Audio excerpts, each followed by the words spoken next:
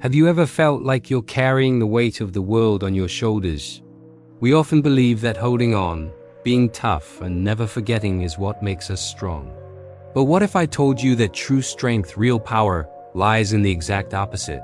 Sometimes the most powerful thing you can do is to let go.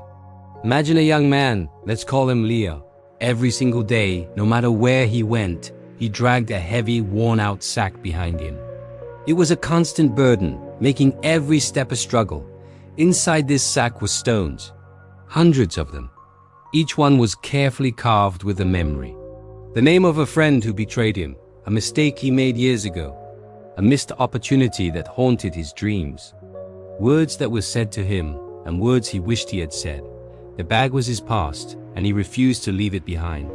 His shoulders ached, his back was bent, and his spirit was heavy. He couldn't run, he couldn't jump, he couldn't even walk freely. The bag defined his every move. His friends would say, "Leo, why don't you just drop the bag? It's weighing you down." But Leo would just shake his head and clutch the ropes tighter. "I can't," he'd whisper. "This is a part of me." Forgetting would mean it never mattered.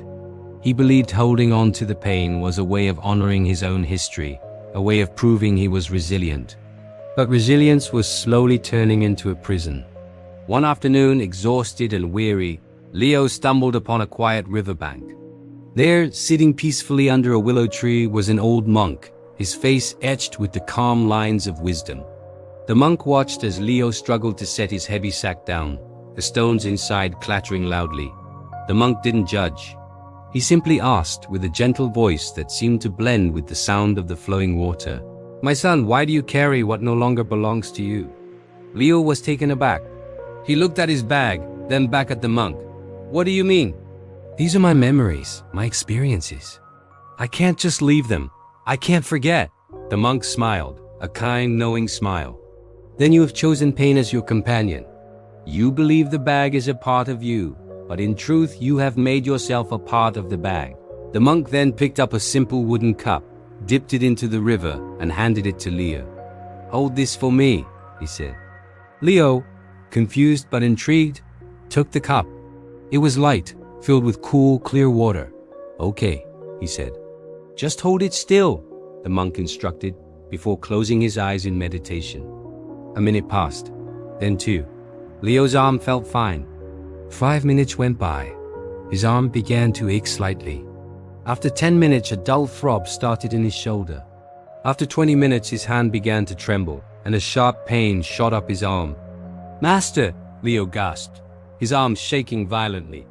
"This cup, it's getting so heavy. I can't hold it anymore." The monk opened his eyes. "Is the cup itself heavy?" he asked calmly. "No," Leo admitted.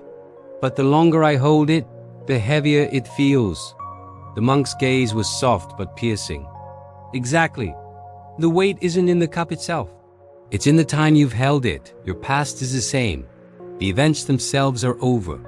The pain you feel now comes not from the memory, but from your decision to hold on to it day after day, year after year." That single sentence struck Leo like a bolt of lightning. The weight wasn't the past. The weight was his choice to keep holding it.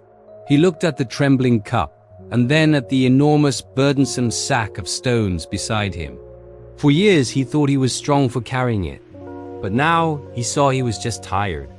He wasn't honoring his past, he was being enslaved by it. The pain wasn't his companion, it was his warden. With tears welling in his eyes, a profound sense of clarity washed over him. He slowly lowered the cup and placed it on the ground.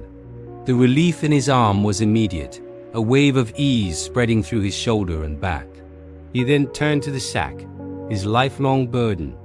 He hesitated for just a moment, a lifetime of habit fighting against this newfound wisdom. He took a deep breath.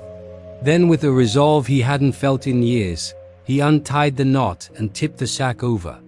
One by one, the stones tumbled out, rolling down the riverbank and splashing into the water. With each splash, a weight lifted from his soul. The stone carved with his father's harsh words. Gone. The stone of a failed business venture. Gone. The memory of a lost love. Gone. He wasn't erasing them. He was releasing them. He was releasing himself. When the last stone had disappeared beneath the surface of the river, the empty sack lay limp on the ground. Leo stood up. He felt light, impossibly light. He stretched his back, rolled his shoulders, and for the first time since he could remember, he stood tall and straight. The world around him hadn't changed. The river still flowed, the willow tree still swayed, the sun still shone, but he had. Everything felt different because he was different. He could walk without dragging a weight behind him. He could breathe without a heaviness in his chest. He could look forward without being constantly pulled back by the ghosts of yesterday. Letting go doesn't mean you forget what happened. It doesn't mean the pain wasn't real. It simply means you are no longer allowing the past to control your present and ruin your future. It's about acknowledging the lesson, feeling the emotion, and then consciously choosing to put the weight down so you can move forward. It's choosing peace over pain, freedom over fear, and growth over stagnation.